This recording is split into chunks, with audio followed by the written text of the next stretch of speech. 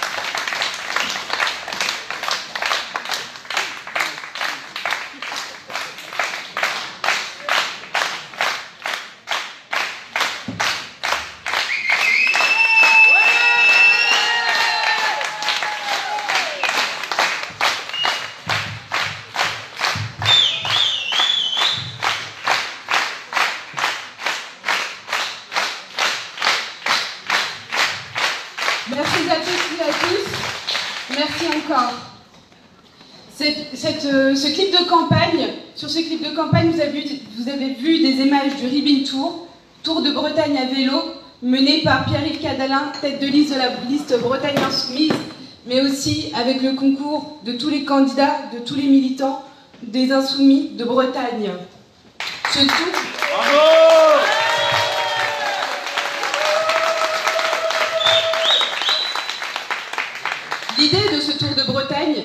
rencontrer les initiatives, les luttes et toutes les initiatives qui permettent de faire avancer l'alternative que nous voulons porter, que nous voulons représenter dans la région. Ce tour de Bretagne a commencé le 15 mai à Caudan, à la rencontre de la fonderie de Bretagne, à la rencontre de ces ouvriers en lutte qui veulent défendre une industrie nécessaire à la transition écologique. Et comment venir à Brest sans entrer en contact avec Olivier, avec les gens qui luttent au quartz. Olivier, intermittent du spectacle, occupant du quartz, qui mène cette lutte depuis maintenant 3 mois déjà et qui ne sont toujours pas entendus sur la réforme chômage. Je vous remercie d'entendre et de recevoir Olivier.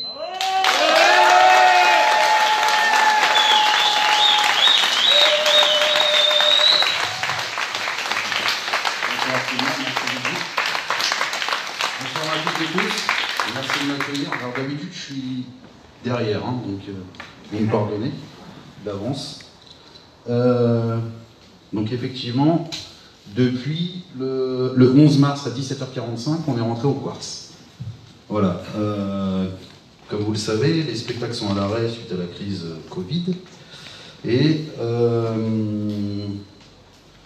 on réclame une année blanche complète à partir de la reprise des spectacles avec des jauges non réduites. Voilà, donc on est au 93e jour d'occupation au moment où je vous parle. Voilà. Bon, je vais tout de suite faire un salut à Pierre-Yves, qui est arrivé dès le 3e jour nous voir pour savoir ce qui se passait et ce dont on avait besoin. Donc je t'en remercie. Et les copains là-bas aussi te remercient de ça. Voilà. Concrètement, là, ce qu'on a eu de la part du gouvernement, c'est une prolongation de 4 mois, jusqu'au 31 décembre de l'année blanche. Donc l'année blanche, pour vous la faire courte, c'est pas on reste à la maison à glander, c'est on est au minimum. C'est-à-dire que 60% des mecs touchent 2 fois et demi de moins leur salaire mensuel. Voilà. Donc bon, ça veut pas dire qu'on vit pas, hein. Il y a pire, même pire que nous, mais c'est quand même un peu... Enfin, c'est pas simple. Voilà. À la base, on a eu une année blanche qui durait jusqu'au 31 août de cette année, et au final, on a réussi à obtenir 4 mois, suite à ce qu'on appelle le rapport Goron, qui a été demandé par nos chers amis du ministère de la Culture. Voilà. Et il y avait le choix entre 4 mois et 8 mois de prolongation. Et évidemment, on a eu 4 mois. Voilà. Donc ça, c'est pour ce qui concerne les annexes 8 et 10 de l'assurance chômage. On a un statut un peu particulier, nous, intermittents du spectacle. Et du coup, c'est pas simple de parler sur une scène, je suis désolé. Bravo pour la voilà. Non, j'ai pas fini. Je suis loin d'avoir fini, je suis au tout début. Donc, on a 4 mois, donc effectivement, les occupations en France, il y a eu jusqu'à 102 salles d'occupées, et au total, enfin 102 salles simultanément d'occupées, et au total 120 salles d'occupées sur toute la France, sur tout le territoire national. Voilà. Brest résiste, et c'est la dernière sur le territoire breton, comme on a été les premiers à rentrer ici à la suite de l'occupation de l'Odéon. Voilà. Les irréductibles. Chez nous. Voilà. Quoi dire de plus? Donc on va réorganiser la lutte. On attend, en fait, le délai, c'est de voir le 1er juillet la mise en œuvre de la réforme de l'assurance chômage.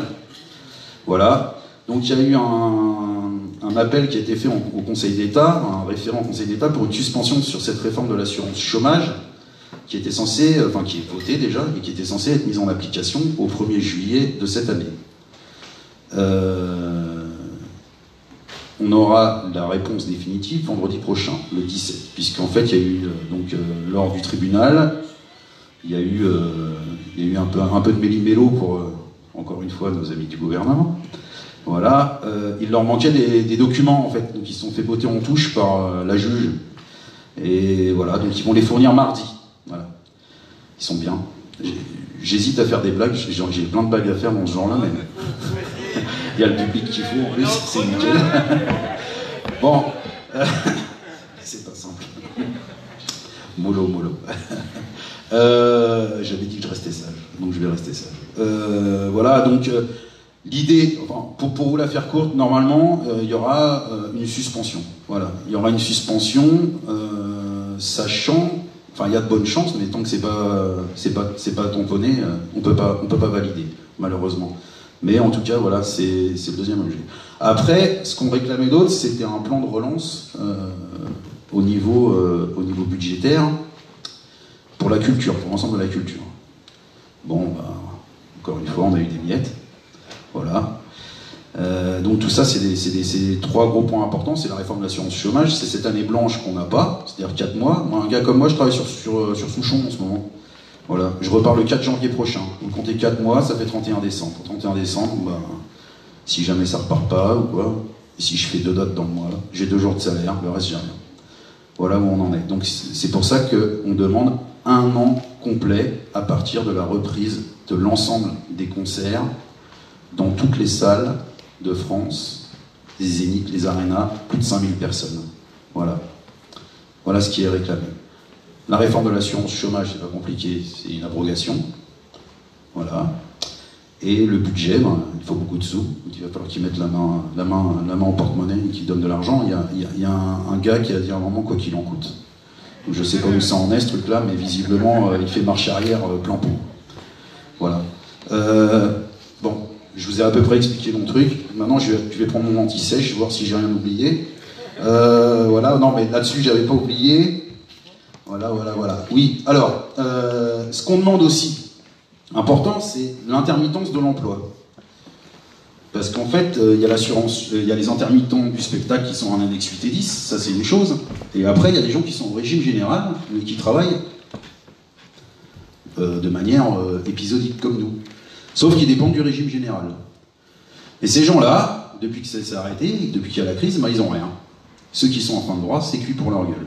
Excusez-moi pour le terme, j'avais dit que je me tenais. Donc ça, c'est 2 300 000 personnes en France.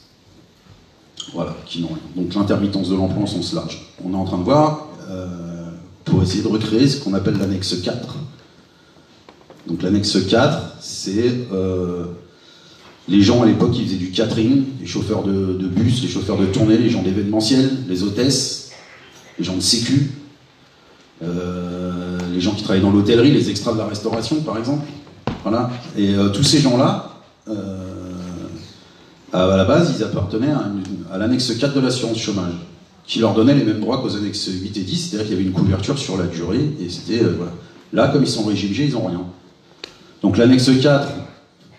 elle a été supprimée par Madame Pénicaud. Je l'ai dit doucement, je savais ce que je disais. Voilà. Donc en fait, ils ont vidé l'annexe 4. Vous imaginez une annexe 4, une annexe dans le Code du travail, vous imaginez une bibliothèque avec des boîtes à chaussures, et dedans, en fonction de votre statut, vous êtes dans une des boîtes. Et l'annexe 4, elle a été vidée en 2014. On a mis tout le monde au régime général, et Madame Pénicaud, quand elle est arrivée au pouvoir, elle a pris la boîte, elle l'a sortie de l'armoire, elle l'a mis à la poubelle. C'est-à-dire qu'on ne peut même pas la recréer, il faut recommencer, c'est-à-dire qu'il faut recréer une boîte pour pouvoir remettre les gens dedans. Donc c'est très long, surtout quand on est en cas de crise comme ce qu'on vit. Donc il y a vraiment des cas qui sont désespérés. Hein. Et pas que dans le spectacle, je sais qu'ailleurs c'est la même chose. Donc voilà, donc c'est 2 300 000 personnes, ce qui est non négligeable, il faut bien le dire. Voilà.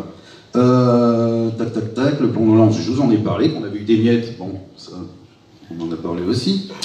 Voilà, quoi vous dire? Ah si, en local, parce que je saluais la venue de Pierre-Yves au Quartz, qui est venu plusieurs fois, qui nous a soutenus, qui a fait des discours, etc., qui a été présent. J'ai été reçu par les 2 députés locaux, là. Quoi vous dire? Alors, ils sont à l'Assemblée nationale, dans la commission défense. Voilà, déjà ça commence mal. Voilà. Donc, bon, il y a des lettres qui ont été envoyées, c'est bien. J'étais en copie, c'est pas mal. Je vous transférerai si vous voulez. C'est peu joli. Voilà. Non, mais l'entête Assemblée nationale, c'est classe, franchement, c'est beau. Mais ça sert à rien, en fait. Enfin, dans ce cas-là. Voilà. Tac. Voilà, c'est tout. Je voulais conclure là-dessus en fait. Et donc je veux remercier juste Caro qui est de Rennes. Je la vois pas. Caro. Voilà. Merci Caro de m'avoir appelé, de m'avoir invité sur ce truc. On aurait pu être plus nombreux, mais je vais vous dire la réalité, c'est que si on politise le collectif du Quartz, on va se démobiliser. Enfin, en tout cas, ça va éparpiller les gens. Parce que les gens, ils ont peur de faire de la politique. Même si, en fait, occuper le Quartz, c'est de la politique. En étant là, tous là, on fait de la politique. Ceux qui sont là, ceux qui parlent, peu importe, tout le monde fait de la politique. Et bon, il y en a qui ont du mal à comprendre. Donc voilà. Donc merci Caro. Merci, merci, merci. Merci. La prochaine fois, on se voit à Rennes. Parce qu'on a fait Merzine la dernière fois. Aujourd'hui, ici, ça fait bien pour la mise de son droit. Voilà. Merci à Pierre-Yves, évidemment. Merci à toi. Courage à toi, mec. Déchire tout. Et merci à toutes et tous. Et voilà. Merci.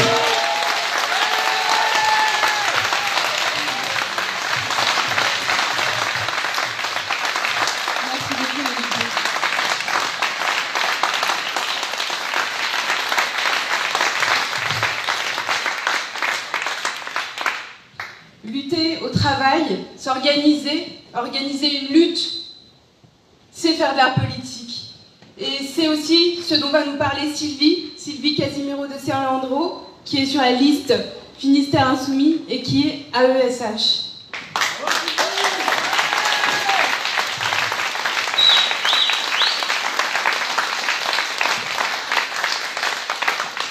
Bonsoir à tous. Alors, j'ai pas non plus trop l'habitude de parler, surtout dans un micro. Alors, AESH, pour ceux qui ne savent pas, on nous appelle aussi AVS, assistant de vie scolaire, assistant d'enfants en situation de handicap. À l'école, voilà. On s'occupe des enfants qui ont des difficultés. L'école se veut inclusive. Ces dernières années, c'est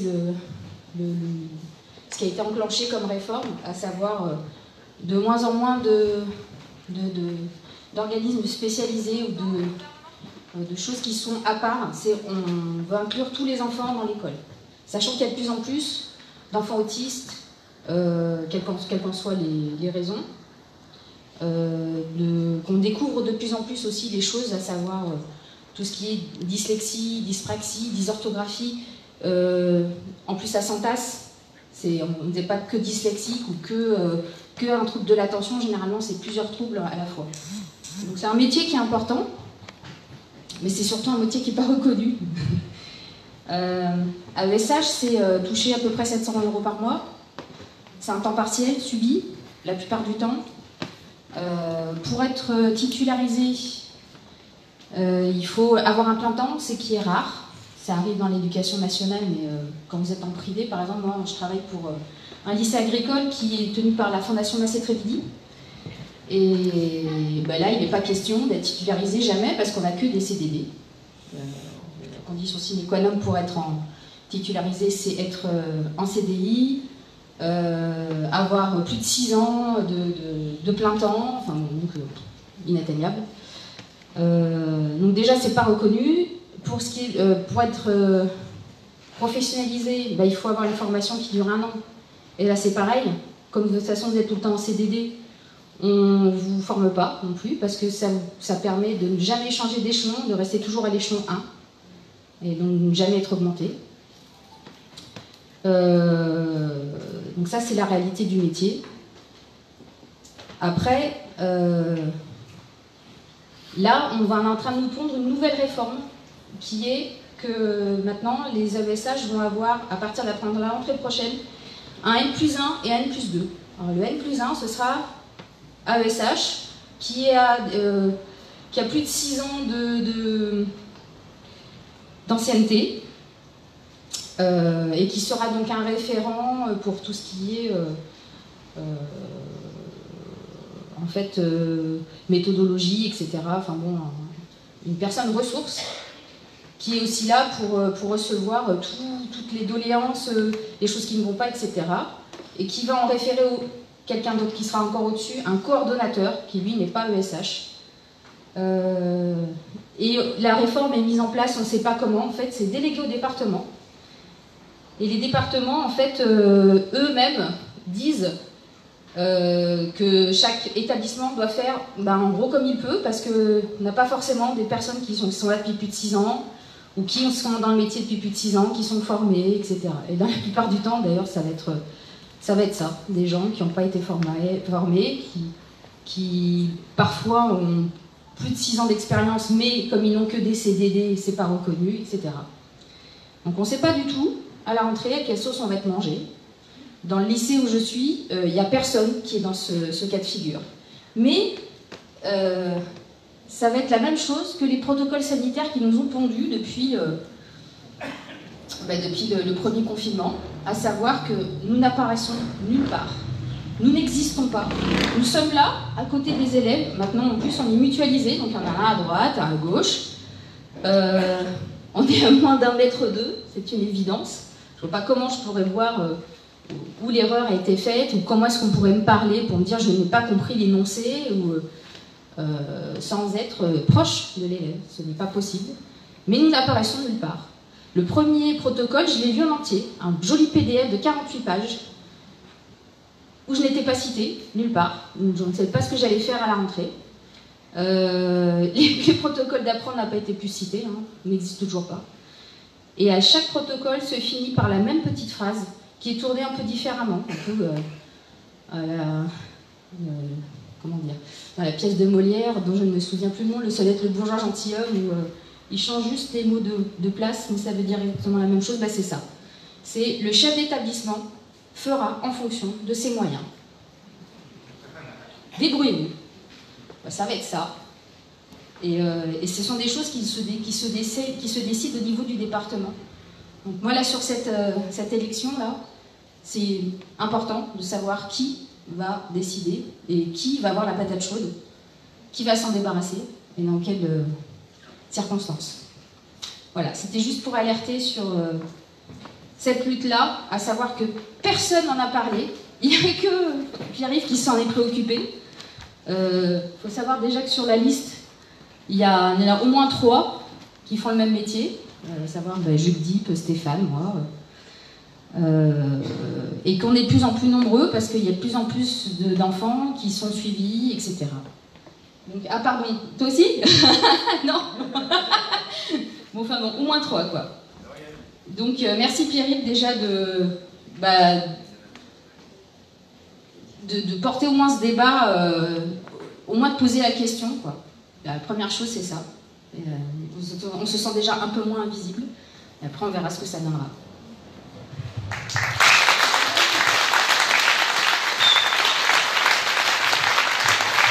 Merci beaucoup, Sylvie.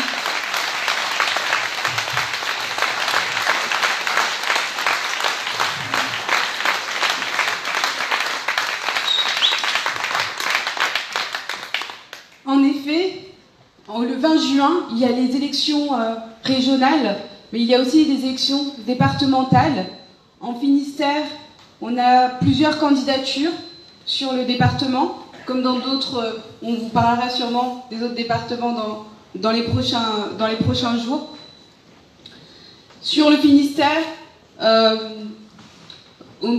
Brest même, sur le canton de Brest 2, nous avons la chance d'avoir la candidature de Marie-Capucine Baude, qui fait partie des Jeunes Insoumis.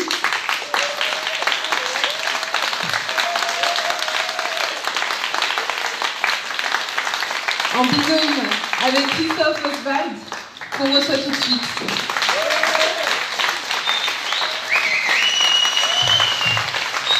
Merci Jules Deep.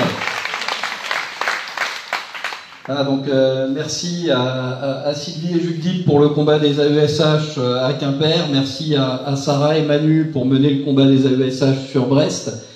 Et effectivement, hein, c'est une compétence importante. Ces filles-là, parce que très majoritairement ce sont des filles, même si bravo Stéphane de masculiniser un petit peu la chose, qui accompagnent des enfants en situation de handicap, et ces accompagnements-là, c'est éminemment une responsabilité du département, département qui est décrié souvent à raison pour ne pas traiter les dossiers assez vite, mais qui, dans le cas des enfants qui ont besoin d'un accompagnement, transmet les choses au rectorat, qui simplement ne recrute pas assez de monde, les paye mal, les traite mal, on l'a bien vu. Donc il est important que dans une semaine, on envoie pas seulement des gens à la région, mais aussi des gens dans les départements. Voilà.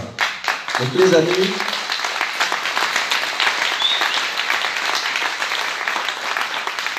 voilà. On fait les deux campagnes en même temps. On vous espère dès demain matin au marché de Saint-Louis à tracter pour les départementales.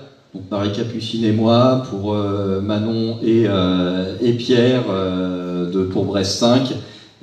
Pour les camarades, donc Stéphane et Catherine à Briec. Voilà, donc on va faire tous ces combats-là. Donc on vous attend demain matin, on vous attend demain après-midi, on sera à côté de la station de téléphérique de Jean Moulin, on fera un petit meeting public, on sera un peu moins nombreux qu'ici, mais on aura accès au soleil directement. Voilà, et pour tout le reste de la semaine, si vous n'êtes pas déjà dans les boucles où on vous parle de collage, où on parle de tractage, et que vous habitez Brest, voilà, chopez un petit brestois à la fin sur le parvis, on vous rajoute là-dessus. On vous confiera des petites choses à faire pendant toute la semaine qui suivent.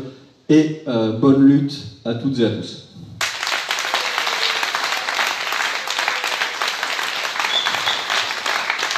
Merci beaucoup, Christophe.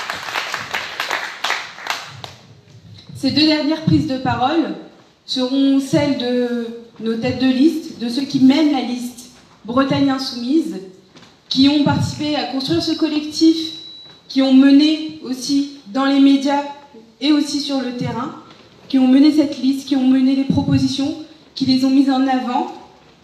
Et j'avoue que je suis personnellement aussi très fière de travailler avec eux.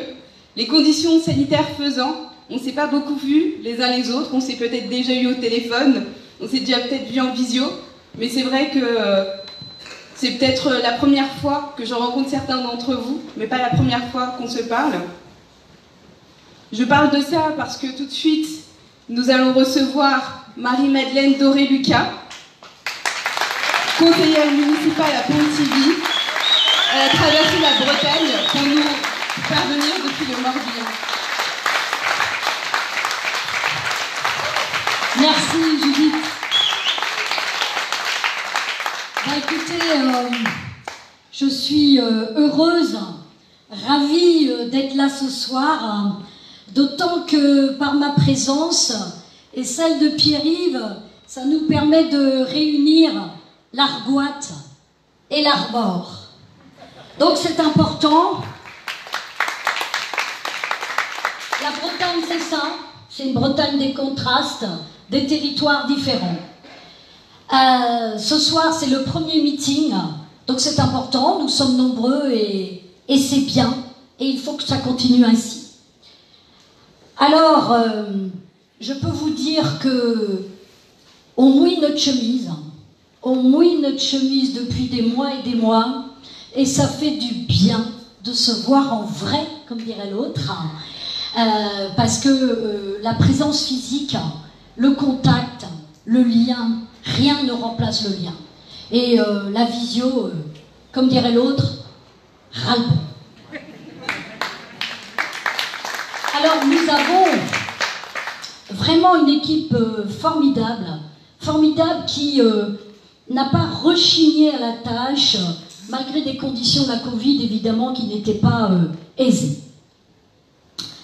Alors notre campagne des régionales, évidemment c'est une campagne riche, on a montré le Ribbing Tour, je ne vais pas y revenir, mais c'est une campagne des régionales qui nous a permis de rencontrer beaucoup de monde et notamment des associations environnementales, citoyennes, dans le cadre de l'économie sociale et solidaire. Et on peut, à travers ces associations de l'économie sociale et solidaire, se rendre compte, oui, de la force de l'engagement. On a pu rencontrer aussi des étudiants qui sont confrontés à une précarité sans pareille et au sein desquels s'opère une véritable solidarité. On a pu aussi rencontrer des travailleurs usés, des travailleurs fatigués par la dureté de leur travail et par la nécessité quotidienne de se battre pour préserver leurs droits. Et là, étant de Pontivy, du Creuse-Braise, j'ai une pensée particulière pour ces ouvriers de l'agroalimentaire qui sont complètement cassés à 30 ans, cassés parce qu'à 30 ans, ils portent des ceintures. SBFM, où il y a quelqu'un d'admirable, Maël Le Goff, qui se bat. Et je lisais aujourd'hui dans la presse que grâce à sa pugnacité, peut-être qu'il va y avoir une sortie.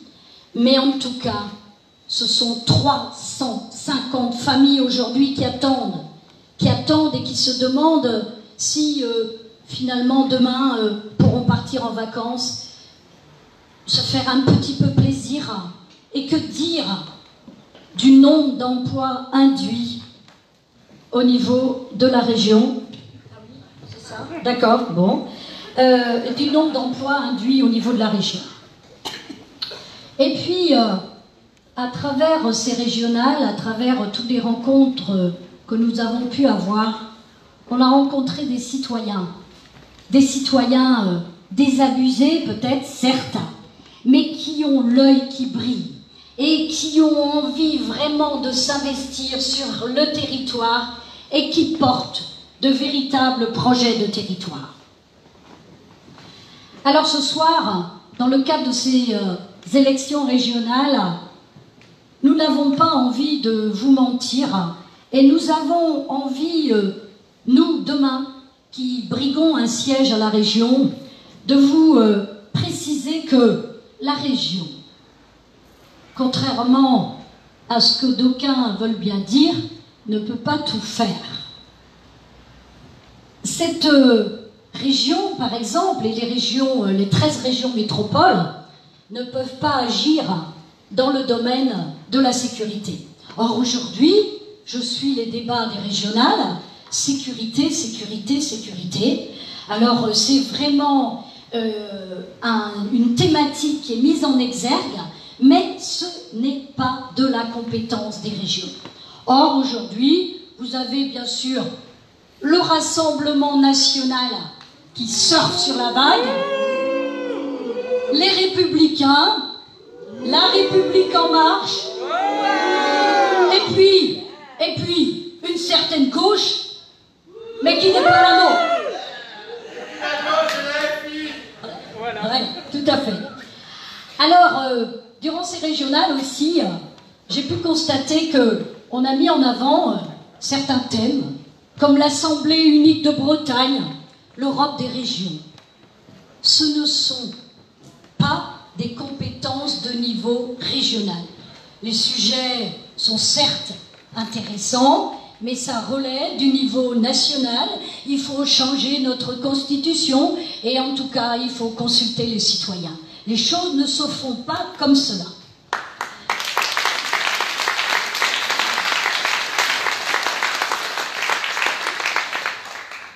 Donc, nous voulons être cohérents et pour ce faire, j'ai choisi de vous donner quelques éléments par rapport aux compétences dévolues à la région et notamment je vais les prendre par ordre et notamment l'aménagement du territoire. Alors l'aménagement du territoire, c'est une compétence importante de la région. Comment on fait au niveau des territoires urbains, ruraux, littoraux, etc. Alors ce que je peux vous dire, sans vouloir être trop techno ou ennuyante, ou ennuyeuse plutôt, devrais-je dire, c'est que nous avons un grand schéma régional en matière d'aménagement du territoire. Or, ce schéma régional, porté par l'équipe sortante de Loïc Chenet-Girard, ce n'est pas un schéma suffisamment ambitieux, suffisamment prescriptif. Pourquoi je vous dis ça? Parce que on renvoie à 2040 la fin de l'artificialisation des sols. Zéro artificialisation des sols, c'est en 2040. Donc ce sera trop tard, c'est ce que j'allais dire. Je crois que je ne serai pas là pour voir, mais bon, on ne sait jamais. Donc en tout cas, par rapport à ce constat, nous voulons une politique ambitieuse et on peut, à travers des documents d'urbanisme, auprès des communes, des intercommunalités, agir. Et nous favoriserons l'accès au foncier à travers des modes coopératifs mutualisés pour permettre l'installation de nouveaux paysans. Et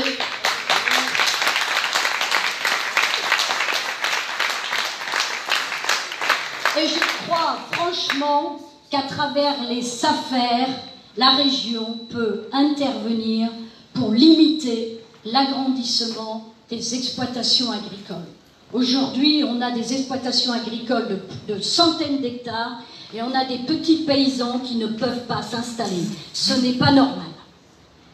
Nous défendrons aussi par rapport à l'aménagement du territoire les services publics. Je constate que d'ailleurs les autres listes ne parlent pas de services publics. Les services publics, c'est l'intérêt général, c'est le bien commun, c'est l'école, c'est la santé, c'est le transport et c'est aussi l'accès au numérique.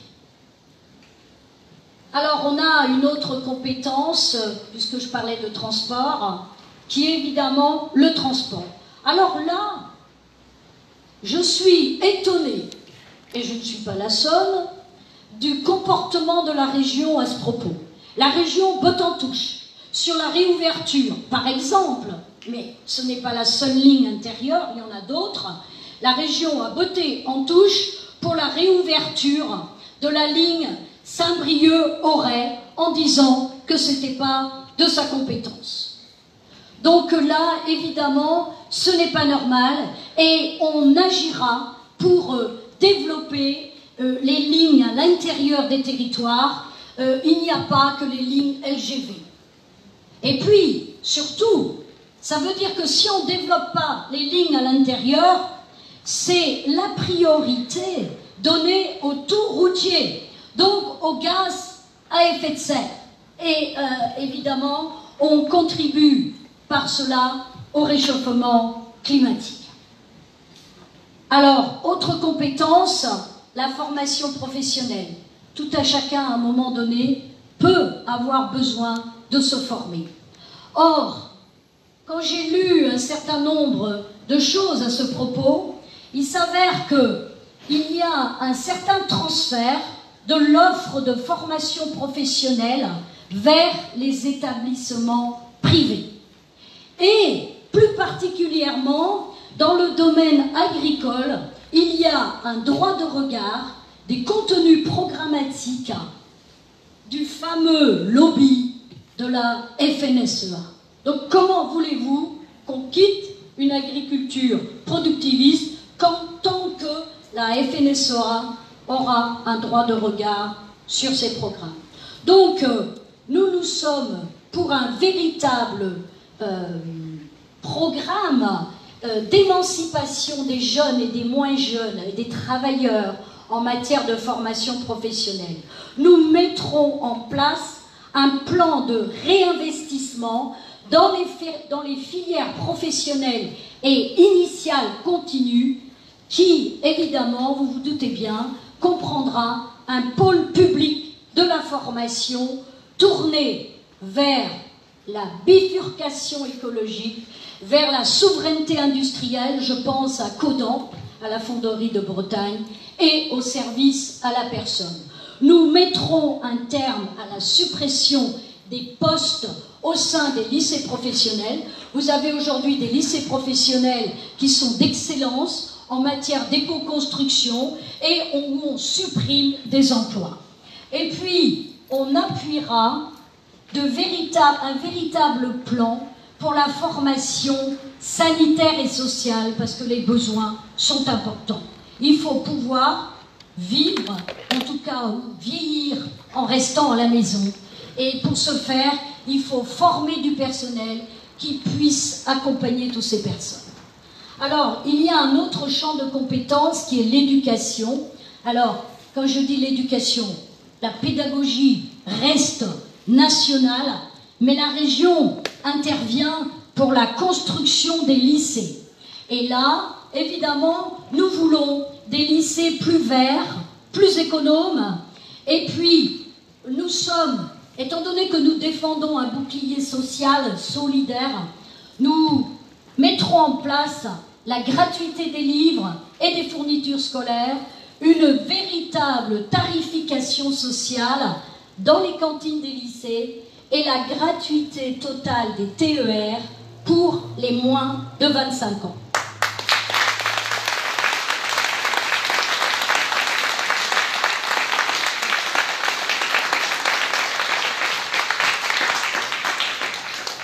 Alors, l'action économique maintenant, qui est une autre compétence importante.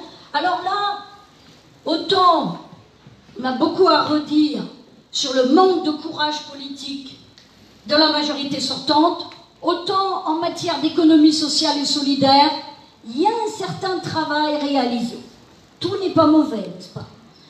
Mais en la matière, nous conditionnerons les aides publiques aux entreprises. C'est-à-dire en faveur des entreprises qui n'ont pas ou qui n'auront pas recours au travail détaché, aux entreprises qui appliqueront une égalité homme-femme, aux entreprises qui mettront en place des conditions de travail et de salaire dignes. Ce n'est pas toujours le cas. Dans une perspective écologique et durable, et puis des entreprises qui s'installent sur le territoire, qui créent des emplois locaux, dans la mesure du possible, non délocalisables, et dans une logique de dynamisation du territoire. Et puis, comme je parle d'agriculture, d'action économique, pardon, un mot sur l'agriculture, parce que ça fait partie du paquet action économique de la région, à peu près plus de 200 millions d'euros sur le budget de la région qui est d'1,6 milliard en matière d'agriculture. Nous soutiendrons un plan de transition sociale et écologique et évidemment une rupture avec le modèle intensif breton. L'autre jour, j'étais à Langonette, on était invité par la Confédération paysanne. J'ai entendu un soutien de Loïc Chenet-Girard dire que finalement, ils n'étaient plus pour l'agriculture intensive et qu'ils allaient mettre un terme au plan volaille, au plan porc. Je demande à voir, en tout cas, aujourd'hui... Comment? Il a honte de rien. Ben, ils n'ont honte de rien. En tout cas, aujourd'hui, je peux vous dire que vous avez des paysans qui sont endettés jusqu'au cou. Le suicide paysan est une réalité. D'ailleurs, à ce propos, je vais ouvrir une parenthèse. Je lisais, parce que je lis toutes sortes de presse, dans Libération l'autre jour, il parlait du suicide paysan. Et un représentant du Rassemblement national demandait si la corde, elle était française. Eh oui. Eh oui, c'est grave. Donc, en tout cas, nous demandons la fin de l'ubérisation des paysans. Nous annulerons la dette paysanne. Alors, évidemment, je ne vais pas entrer dans les détails. Et on organisera dès 2022 une conférence paysanne sur l'annulation de la dette, en restructurant la dette et en conviant autour de la table tous les acteurs concernés. Mais en tout cas, il est temps de sortir des lobbies, il est temps de mettre un terme à tous ces lobbies qui empêchent les agriculteurs de se tourner vers une agriculture biologique. Et quand je parle de lobby, il ne faut pas hésiter à les citer. Le Crédit Agricole, la FNSEA et toutes ces coopératives, Eureden et les autres, qui n'ont de nom que de coopératives.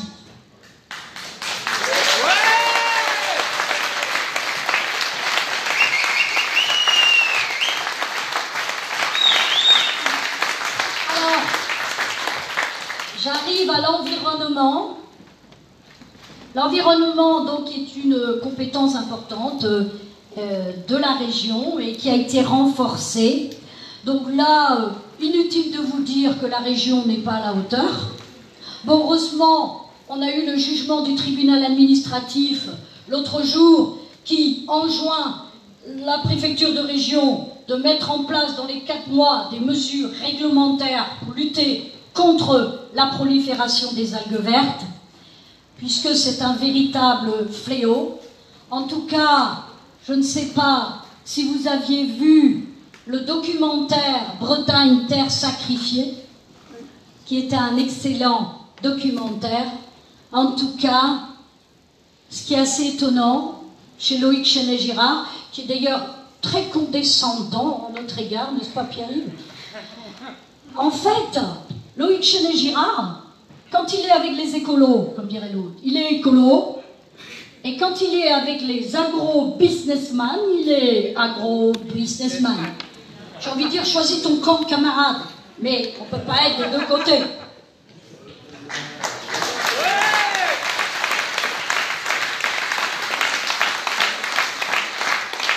Alors, par rapport à l'environnement, nous allons initier une convention citoyenne sur les algues vertes et évidemment on créera une commission régionale pour protéger ce qu'on appelle la liberté d'informer et les lanceurs d'alerte, et je pense à tout le travail effectué par Morgane Lage et Inès Léraud, et je pense qu'on peut les applaudir parce que vraiment elles font avancer les choses.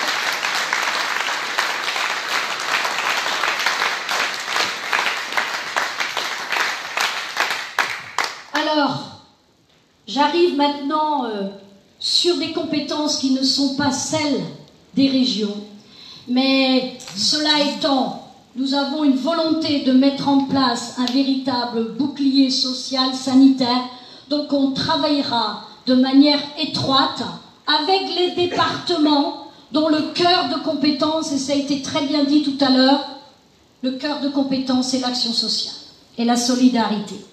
Donc évidemment, nous accompagnerons les structures, nous accompagnerons les associations qui œuvrent au niveau de la politique d'accueil s'agissant des migrants, et en matière de santé, nous ferons en sorte de faire un travail important pour accompagner l'installation des médecins sur le territoire. Donc on travaillera avec les communes, les intercommunalités, et je pense véritablement qu'il faut mettre en place des mesures contraignantes pour forcer les médecins à s'installer sur les zones sous-denses.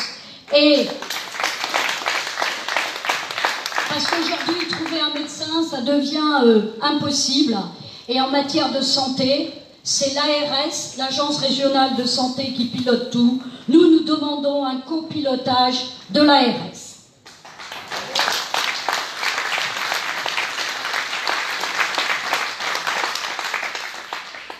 Alors, inévitablement, par rapport à tout ce que j'ai pu dire, et j'aurais pu parler de culture parce que c'est important, la culture est une compétence partagée entre la région, les départements, les communes, l'intercommunalité, et participe de l'émancipation citoyenne.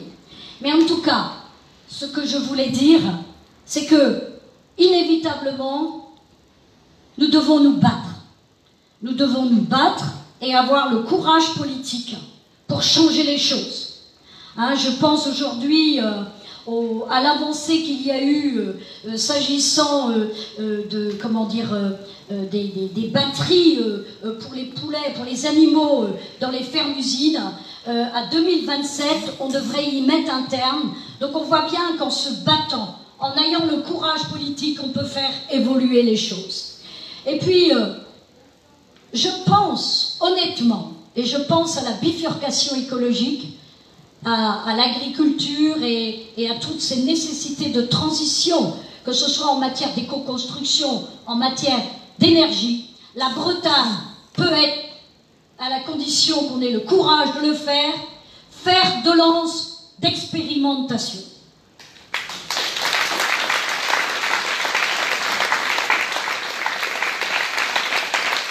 Nous voulons ouvrir un nouvel horizon solidaire, social et politique. Parce que la politique, c'est un geste quotidien. Il ne faut surtout pas la laisser aux autres. Et nous coopérons avec les autres collectivités et avec le citoyen. Il faut replacer le citoyen au cœur du processus décisionnel et rendre des comptes aux citoyens pour renouer le dialogue citoyen. Dans les combats que nous menons, comme vous le savez, et on n'est pas aidé par la presse, on ne peut pas gagner à tous les coups. Je lisais, hélas, que la justice a donné son feu vert au poulailler géant de Plodrin. Donc il faudra encore se battre, mais on a de l'énergie et il faudra être opiniâtre pour s'y opposer à toutes ces fermes-usines. Et pour conclure, j'ai envie de vous dire, et ça fait partie des tracts des départementales, reprenez le pouvoir sur vos vies. Ne laissez pas les autres décider à votre place. Et je vais vous citer en guise de conclusion ces mots de Jean Jaurès qu'on peut trouver dans des textes qui ont été compilés par Jean-Pierre Rioux, Rallumer tous les soleils. Et je lis une citation de Jean Jaurès. Le courage, c'est de chercher la vérité et de la dire. C'est de ne pas subir la loi du mensonge triomphant qui passe et de ne pas faire écho contre son âme aux applaudissements imbéciles et aux huées fanatiques. Voilà cette phrase de Jean Jaurès que je trouvais tout à fait intéressante et qui montre bien notre état d'esprit. En tout cas, les 20 et 27 juin, ne vous trompez pas, nous sommes là et nous serons là. Merci.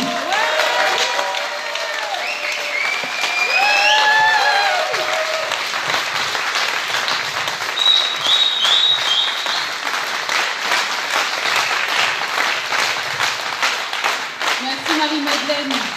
Merci pour ton courage, de ton engagement. Merci.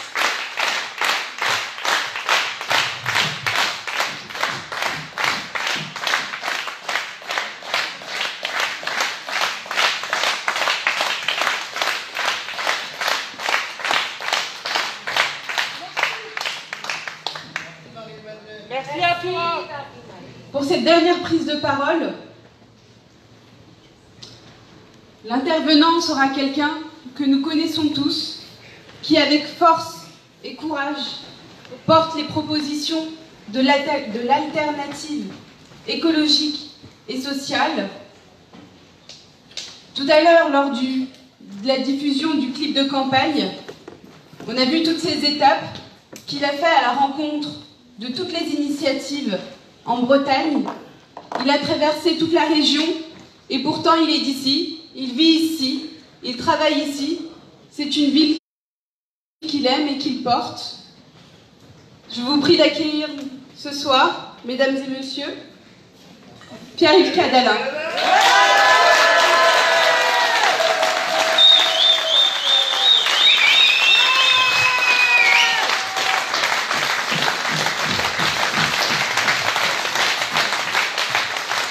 Merci beaucoup.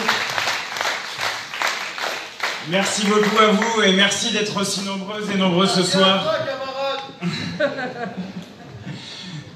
Merci, c'est avec une certaine émotion que je me trouve ici avec vous toutes et tous après avoir parcouru la Bretagne à vélo. On avait appelé ça, vous l'avez bien vu, le Ribbon Tour. Alors Ribbon, c'est un petit mot, on s'est rendu compte dans nos équipes qu'il était passé aux Français uniquement dans le Finistère. dont les autres, ils étaient là, mais pourquoi vous voulez appeler ce truc Ribbing Tour, de quoi vous parlez? Et on s'est dit, finalement, quel est le sens de notre engagement? Que portons-nous également? J'entendais Sylvie tout à l'heure dire s'excuser de ne pas parler dans un micro, de ne pas savoir parler dans un micro. Mais Sylvie, notre liste et la fierté de t'avoir sur notre liste avec tant d'autres, c'est que justement, nous sommes la liste des gens qui ne savent pas forcément parler dans un micro, mais qui, les convictions chevillées au corps, se battent et sont prêts à se battre pour les gens et nos concitoyens. Voici ce que nous portons. Et pour le porter, nous passons effectivement parfois par les chemins de traverse, par ces ribines, par ces endroits où, au détour d'un virage, on rencontre, tu le disais Marie-Madeleine, des yeux qui brillent. Ils brillent à la fois de la puissance de certaines initiatives, de l'horizon qu'elles ouvrent, mais aussi du courage déterminé, de la volonté qui ne faillit pas, de ceux qui sont en lutte et qui, dans leur lutte, on a parlé des AESH, on a parlé du Quartz, ne portent pas seulement leur intérêt particulier, mais défendent avec nous tous et nous toutes qui sommes en solidarité l'intérêt général pour lequel nous nous battons. Gloire à eux!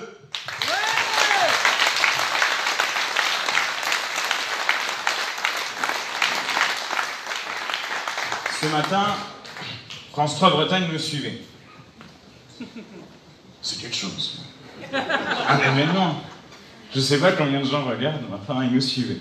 Et puis ils ont mis du mal parce que les coupes sur le service public, c'est pas uniquement dans la santé, dans le secteur de l'enseignement, c'est aussi dans l'audiovisuel public. Alors, celui qui nous a filmé tout le matin, faut s'imaginer, on est parti du Conquet, il a fait des plans de coupe partout.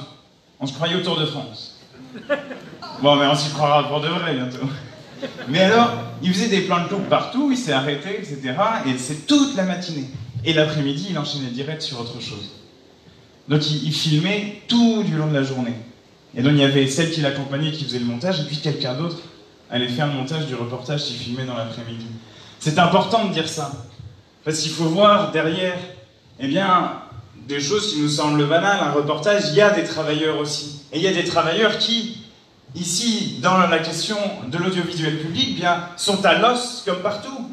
Puisque la cohérence générale de la politique d'Emmanuel Macron, des libéraux qui nous gouvernent depuis des années, c'est bien la destruction de la puissance publique, la destruction de l'État. Et donc, avant de me rendre compte de ça, elle m'a bien interrogé, la journaliste. Parce qu'il faut d'abord faire les politesses, n'est-ce pas, avant de pouvoir parler des conditions de travail. Mais elle m'a dit, alors le Ribbing Tour, en 4 chiffres. Alors ça, c'est des questions, si t'as pas préparé, ça te dit 4 chiffres, je sais pas, il y en a combien? Alors j'ai dit, c'est 1000 km que nous avons parcouru collectivement, car là aussi, comme dans le cas de l'audiovisuel public, n'oublions pas toutes les équipes, beaucoup sont là aussi de militants, de candidats, l'équipe restreinte de campagne qui était mobile, et qui, avec Cédric, qui filme là encore, avec Victor, qui a organisé magnifiquement, et je ne citerai pas tout le monde, eh bien, tous ces gens-là ont fait un travail formidable et ont permis à la campagne de vivre et d'aller à la rencontre des Bretons de la façon dont nous avons pu le faire. Donc merci à vous, merci à nous. C'est une belle campagne que nous sommes en train de faire, car elle n'est pas finie. Et c'est la dernière ligne droite avant la surprise que nous souhaitons créer le 20 juin prochain.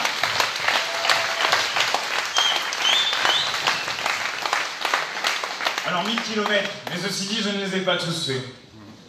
Car peut-être l'avez-vous vu, une partie de ma semaine a été occupée par des débats télévisés. Là aussi, on ne sait pas très bien combien de personnes les regardent, mais on y va quand même. Et donc, j'en avais fait 680 des kilomètres. C'est déjà bien. Mais je me suis dit, j'ai un oncle cycliste qui est là. Je me suis dit, 680 km en un mois, ça fait quand même rigolo. par rapport à certains qui te font 200 bornes, on en a rencontré. Alors là, je fais 200 bornes dans ma journée, etc. Il y a des sportifs. Hein. Bon, mais moi, j'étais pas tout à fait sûr de tenir la durée, donc je suis déjà content et quel plaisir de se retrouver ici à Brest.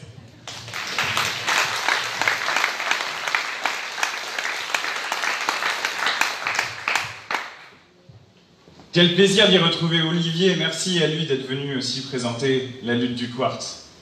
Elle est fondamentale, elle relève aussi de l'intérêt général et de la défense d'un secteur qui a tant souffert pendant cette épidémie. Il a souffert parce que les gens n'ont pas pu travailler, mais nous en avons tous souffert car, comme tu le disais Marie-Madeleine, la culture c'est une nourriture, la production artistique, la lecture, les lectures publiques, le cinéma, ce sont des choses qui aussi font vivre notre société et dont le caractère essentiel nous est apparu dès lors que nous en étions privés. Donc merci à Olivier et à toutes celles et tous ceux qui ont occupé le quartz, là aussi avec abnégation et un courage admirable.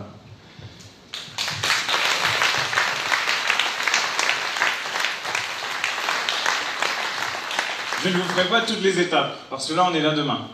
Si je vous fais les 30 étapes, je vous raconte. En revanche, si vous le souhaitez, je me suis astreint à un exercice assez prenant, qui était d'écrire un texte à chaque étape, de telle sorte à partager les expériences, les rencontres que nous faisions et dont nous pouvons nous inspirer. Car lors de cette élection régionale, c'est bien l'enjeu. C'est la voix de tous ces agriculteurs, de ces pêcheurs à la ligne, de ces ouvriers en lutte. C'est cette voix-là que nous allons porter au Conseil régional. La voix que parfois ils n'entendent plus, la voix dont ils n'espèrent plus rien, la voix dont ceux qui, aujourd'hui au pouvoir, imaginent qu'elle peut se taire à jamais. Elle ne se taira pas, elle est là, fière, dans les luttes, dans les combats, et nous l'accompagnerons et la porterons au Conseil régional. C'est pourquoi nous avons commencé à Caudan, le 15 mai dernier.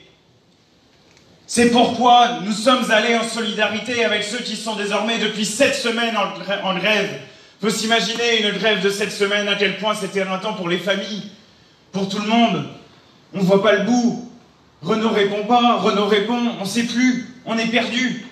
Et je vois Patrick ici qui a vécu ça aussi avec la Sovrena. Ils ont gagné, la lutte elle peut payer parfois, bravo à eux.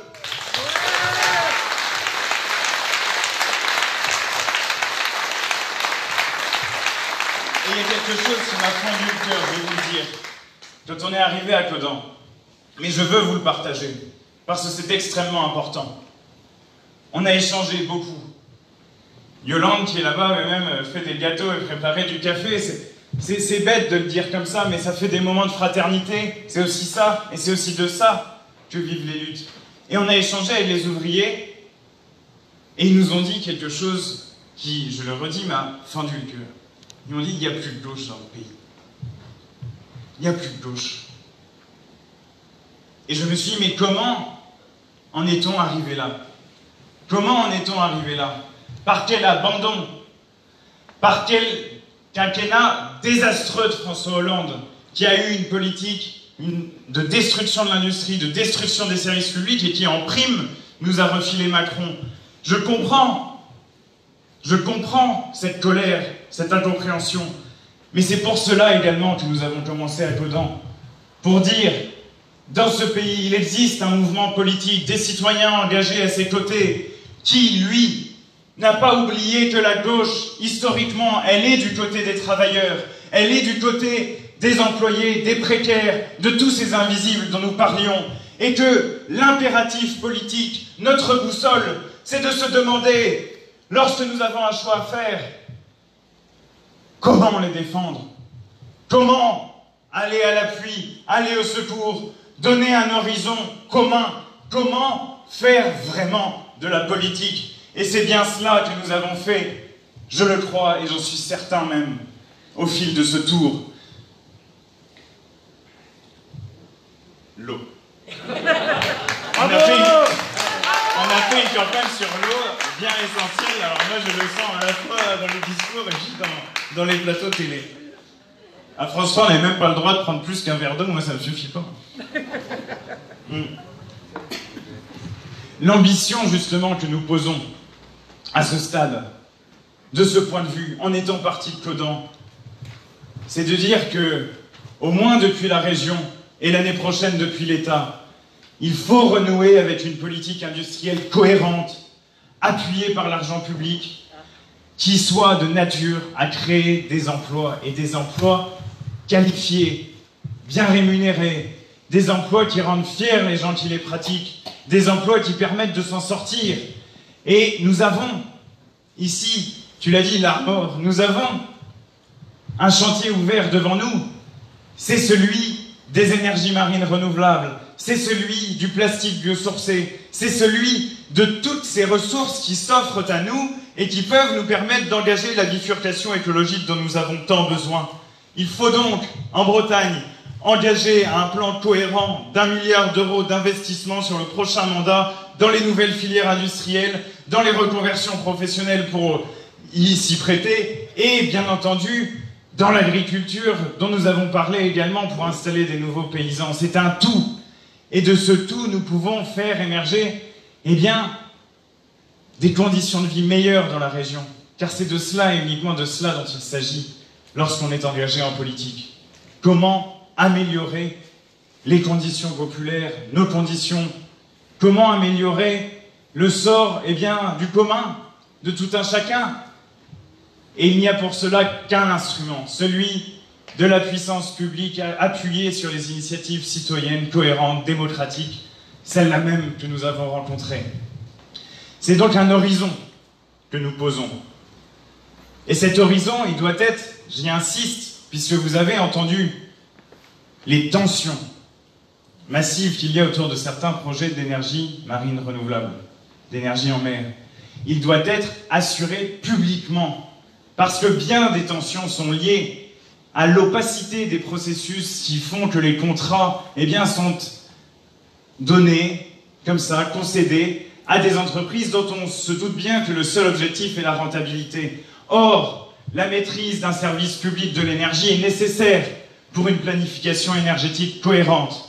C'est ce que nous défendons au niveau national, et bien entendu, ce sont les idées que nous portons également dans cette campagne régionale.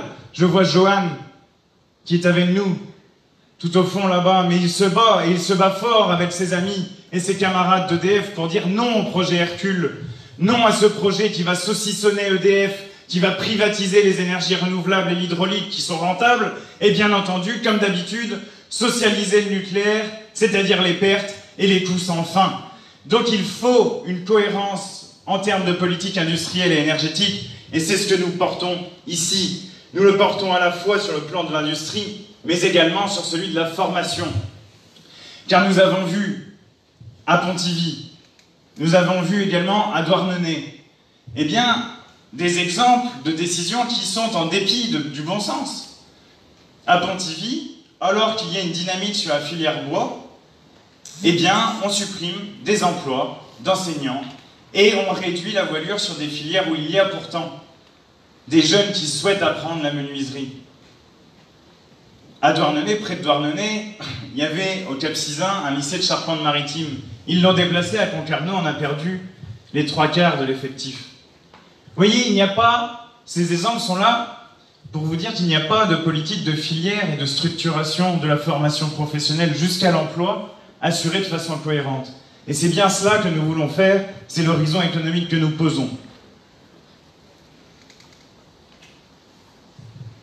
Cet horizon économique, bien entendu, est également un horizon social.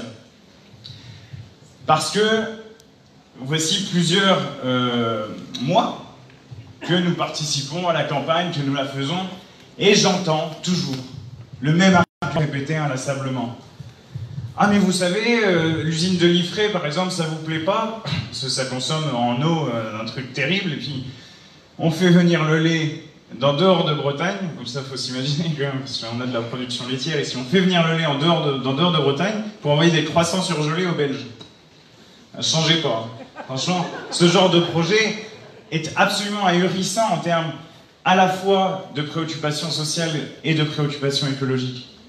Eh bien, à chaque fois que nous portons une critique, et d'ailleurs c'est vrai également pour les écologistes qui portent des critiques parfois similaires, eh bien, on dit, mais l'emploi, toujours cet argument d'emploi, mais il y a d'autres secteurs où on peut créer de l'emploi, des secteurs qui font plus sens, et surtout, la question qui ne pose jamais, c'est la qualité de l'emploi. C'est les conditions de travail dans lesquelles se trouvent les gens. Car Marie-Madeleine en parlait dans l'agroalimentaire où il y a 70 000 ouvriers. Mais qu'ils y aillent, ceux qui nous font le chantage à l'emploi. Lorsqu'Isabelle Le Callennec me dit c'est terrible, donc la candidate de la droite, elle me dit c'est terrible, il y a plein d'emplois non pourvus ici. Mais les emplois non pourvus, ils le sont parfois parce que les conditions de travail sont insupportables et on est obligé dans ce secteur de faire venir de plus en plus de travailleurs étrangers qui acceptent plus facilement d'être exploités. Mais c'est terrible, c'est une situation qui n'est pas tenable. Quand j'ai rencontré Brigitte à Vitré, justement, ville d'Isabelle Le Callennec, elle me dit « Je me suis fait déjà opérer des épaules, du canal carpien, et là je viens de sortir d'une opération de la hanche. » Comment souhaiter ça? Comment considérer qu'il y a là un modèle viable? Eh bien non. Nous nous disons d'abord conditionnement des aides publiques à l'amélioration des conditions de travail, et ensuite horizon de conversion du modèle pour qu'il fasse plus sens sur le plan écologique et sur le plan social. C'est là l'horizon que nous portons.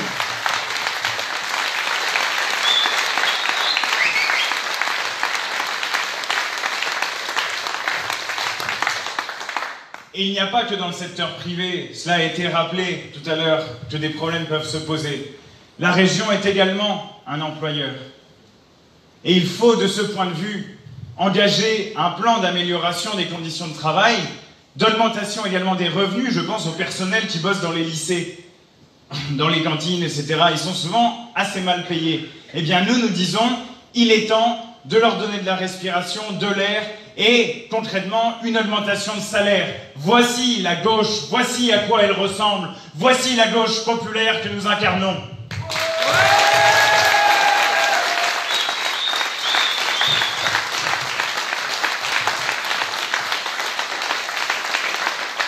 Aujourd'hui, ce matin, nous étions nombreux partout dans le pays à défiler pour la marche des libertés, en disant attention, le climat politique dans le pays dérive.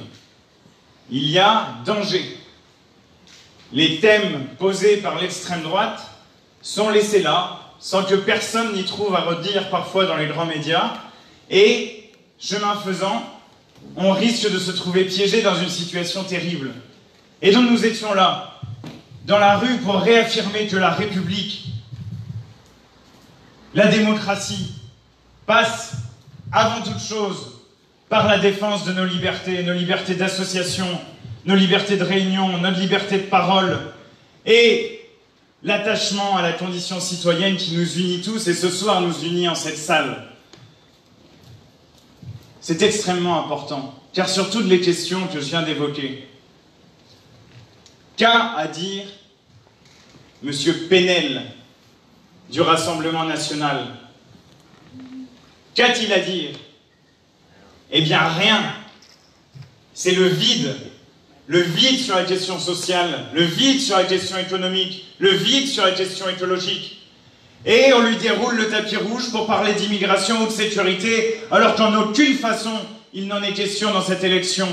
Donc il y a alerte les amis, et c'était important ce matin, après notre départ de Caudan, d'arriver à Brest pour dire oui, la défense des conditions économiques et sociales ne peut passer sans la défense des libertés publiques à laquelle nous sommes fondamentalement attachés.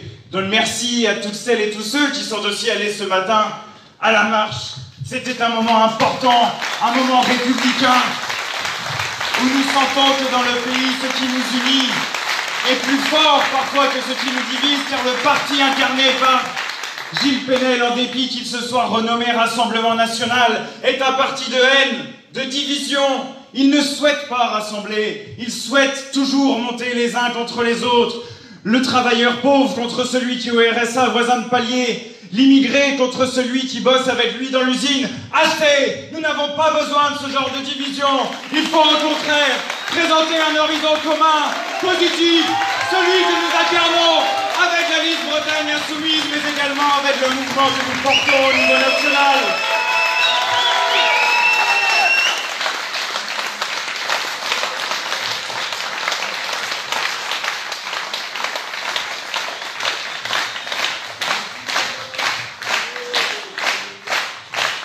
Penel fait le malin dans ces débats. Il fait le malin. On parle d'agriculture et lui, ah les agriculteurs, je défends les agriculteurs.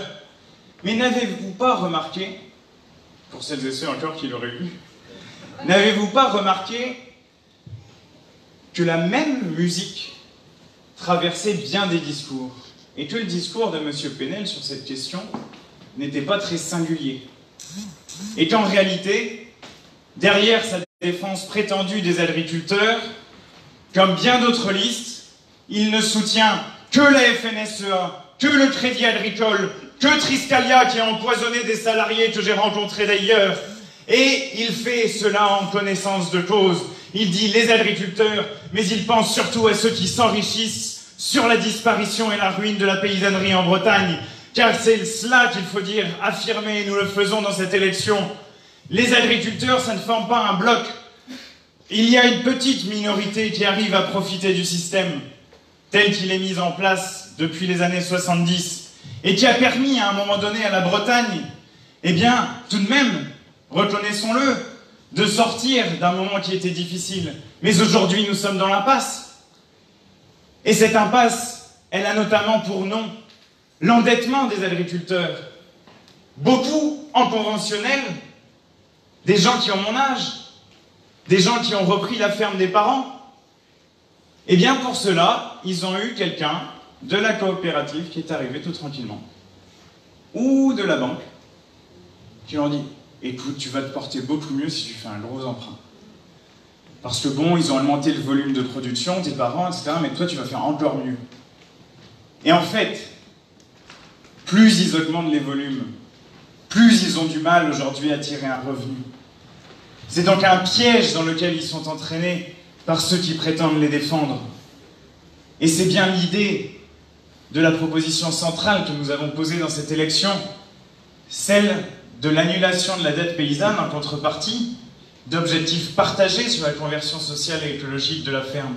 C'est important. C'est de dire aux agriculteurs conventionnels qui, pour beaucoup, ne votent plus aux élections agricoles parce qu'ils sont dégoûtés justement du système. C'est de leur dire, là aussi, les pouvoirs publics peuvent venir en solidarité avec vous, non seulement pour améliorer votre condition économique, mais également pour permettre la transition nécessaire qui va dans le sens de l'intérêt général, qui va dans le sens de la fin des marées vertes, qui va dans le sens de l'amélioration de nos cours d'eau, de notre alimentation, et qui va dans le sens pour toute une génération qui se demande à quoi bien elle peut servir, eh bien, d'un travail d'utilité sociale, d'un travail qui permet de se dire, eh bien, voici, cela est un nouvel horizon que nous pouvons avoir en commun, celui du développement de l'agriculture paysanne et écologique, celui du développement, je le disais tout à l'heure, des industries maritimes, celui de la recherche, bref, toutes choses qui sont tournées résolument vers l'avenir en y posant enfin un regard confiant là où tout le monde nous invite à détourner le regard de la ligne d'horizon. Nous avons en nous les convictions, les forces.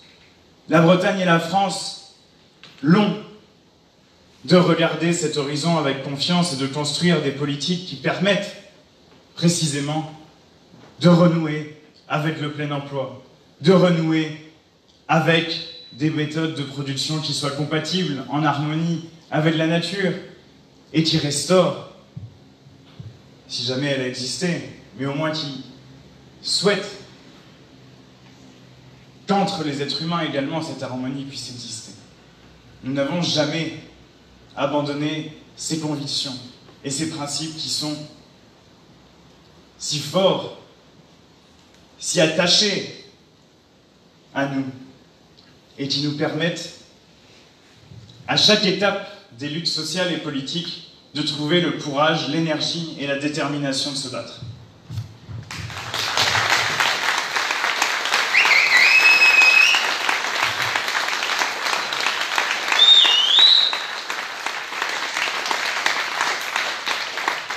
Alors le West France, bon, ça c'est un peu pour la blague, mais quand même, ça c'est pas vraiment rigolo quand tu y penses. Hein.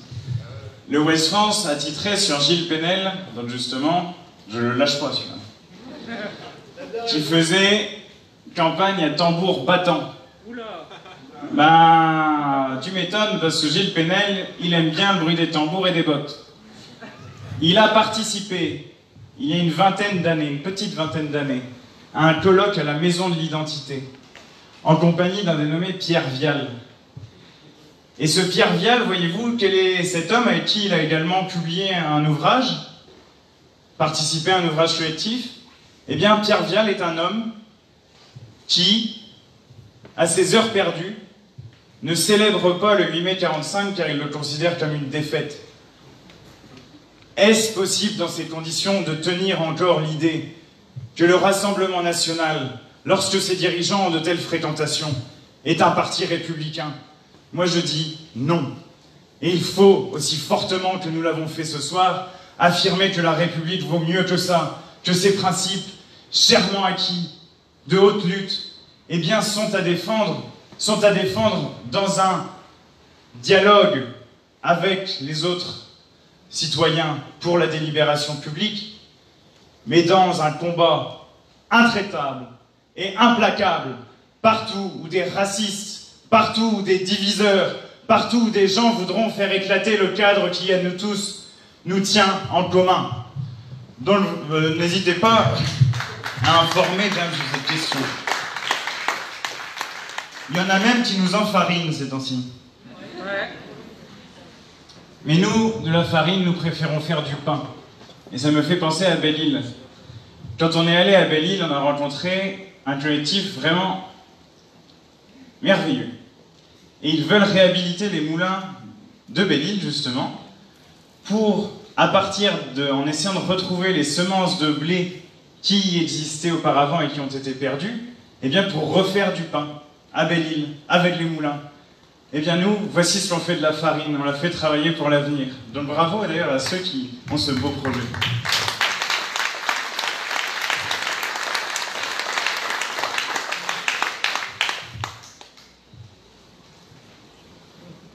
Je vous ai donc parlé du début, du commencement du Ribbing Tour et de son arrivée, mais bien entendu, cette semaine aussi, et les semaines qui suivront. Le chemin que nous avons commencé à tracer va continuer. Les liens que nous avons tissés, non seulement entre les militants, mais entre des agriculteurs, entre des collectifs, car le fait de passer d'un lieu à l'autre, eh bien, faciliter, bien entendu, le partage d'informations. Je vous prends un exemple. À Belle-Île, j'avais appris qu'apparemment, quand la terre est piétinée et qu'il y a des choses qui commencent à pousser, eh bien, auparavant, on pensait que c'était très dangereux pour les exploitations, mais apparemment, ça développe un stress végétal. Et donc, tchouf, la plante, ensuite, repousse bien mieux. Et donc, j'en ai parlé à d'autres agriculteurs qui m'ont dit « Ah, intéressant, on va peut-être voir, changer les méthodes, partager les méthodes. » On a partagé des numéros avec des gens qui s'interrogent sur comment, justement, trouver le modèle. Donc, la lutte, la campagne, et ce que nous avons déjà porté, merci beaucoup Victor, ce que nous avons déjà porté, eh bien, produit des effets, d'ores et déjà.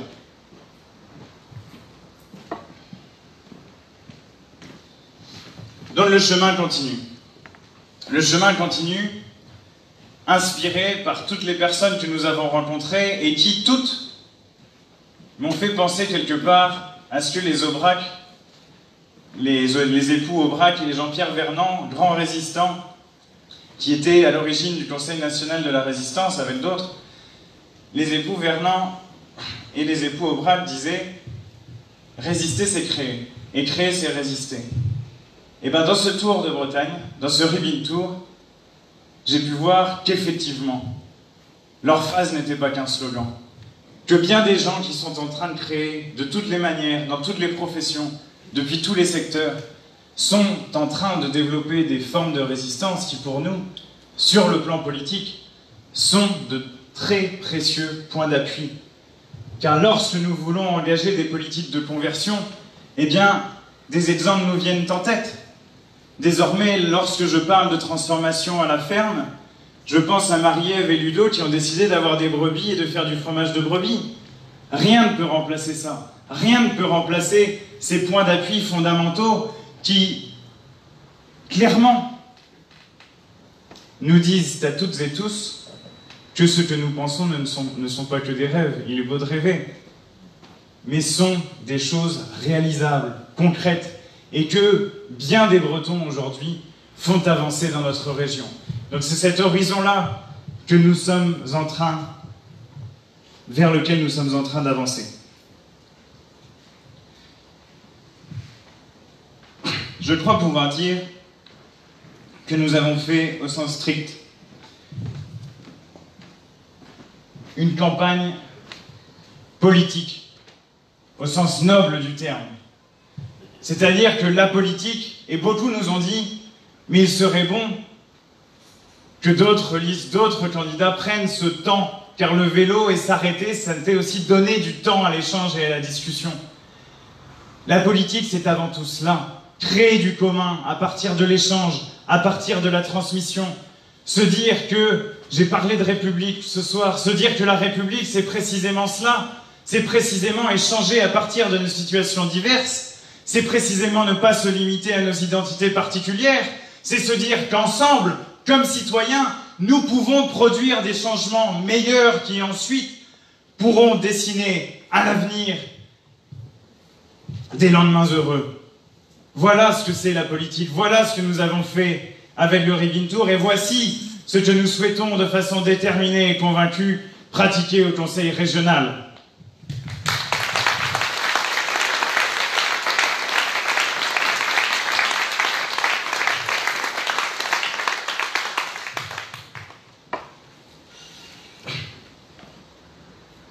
Ça veut dire conclusion. J'avoue que je n'ai pas eu le... Parce que je sais qu'il fait chaud dans la salle en plus. Je ne vais pas vous faire transpirer plus. Mais j'avais envie de vous partager un poème pour terminer. Parce que ce poème, je crois qu'il évoque ce que nous avons fait avec ce tour et ce que nous allons continuer à faire. Car la semaine que nous avons devant nous doit être une semaine d'intense conviction, de mobilisation sur le terrain, dans les marchés, au porte-à-porte, en allant faire comme nous l'avons fait à chaque étape de ce tour, eh bien, ce travail d'argument, ce travail de partage, ce travail qui précisément permettra, alors que beaucoup s'intéressent peu aujourd'hui aux élections, de dire il est possible de porter une autre voix en Bretagne qui, par sa détermination et sa conviction, saura s'opposer au lobby agro-industriel, saura défendre les intérêts de la majorité sociale. Ce travail de conviction dans la semaine qui vient, je vous invite à le faire avec détermination, courage et ce dont je sais que vous êtes profondément capables.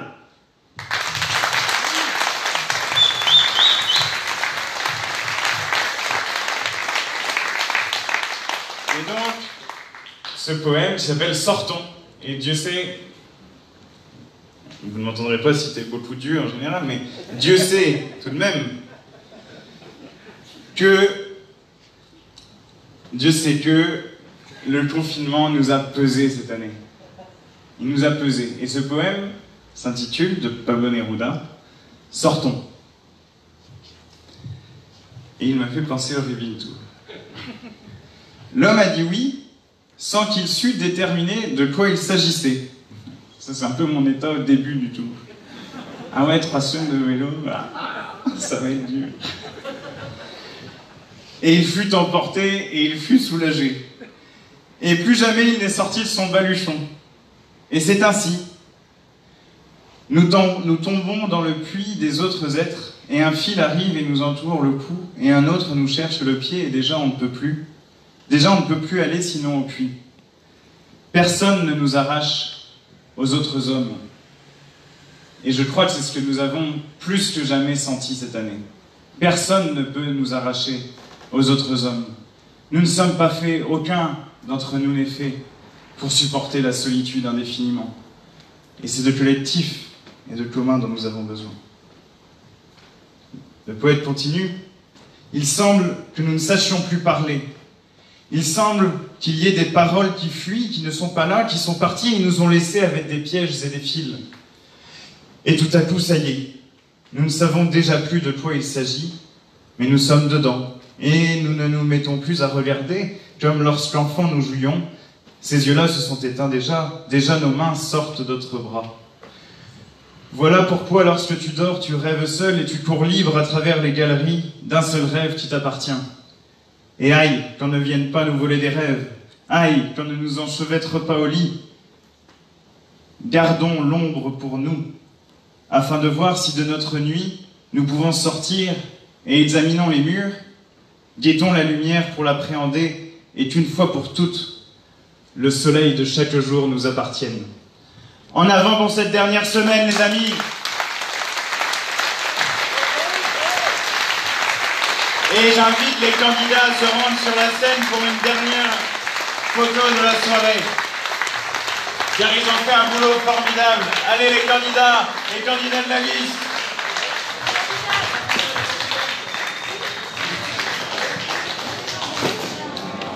Merci à vous toutes et tous.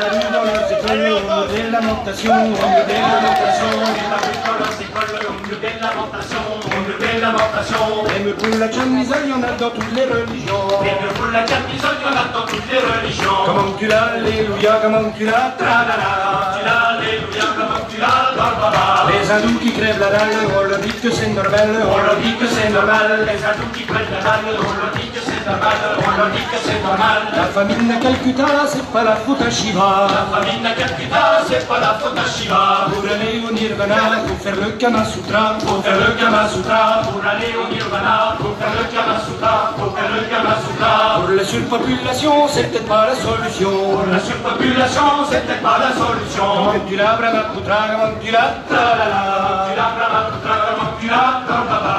Il est dit dans le Coran, il faut que t'es tolérant, il faut que t'es tolérant. Il est dit dans le Coran, il faut que t'es tolérant, il faut que t'es tolérant. Il faut pas montrer du doigt les gars qui prient pas comme toi. Il faut pas montrer du doigt les gars qui prient pas comme toi. Il y a des ayatollahs qui sont vraiment pas sympas, qui sont vraiment pas sympas. Il y a des ayatollahs qui sont vraiment pas sympas, qui sont vraiment pas sympas. Allah il doit être bien triste quand il voit les terroristes. Allah il doit être bien triste quand il voit les terroristes. Comment tu l'as, Oussama, comment tu l'as, tralala. Comment tu l'as, Oussama, comment tu l'as, dans le baba. Pour le sida en Afrique il y a des traitements, il y a des traitements. Pour le sida en Afrique il y a des traitements, il y a des traitements. Des belles capotes en plastique mais ça ne plaît pas au Vatican. Des belles capotes en plastique mais ça ne plaît pas au Vatican. Il faudrait bien à sa qui donne des sous à la rivière.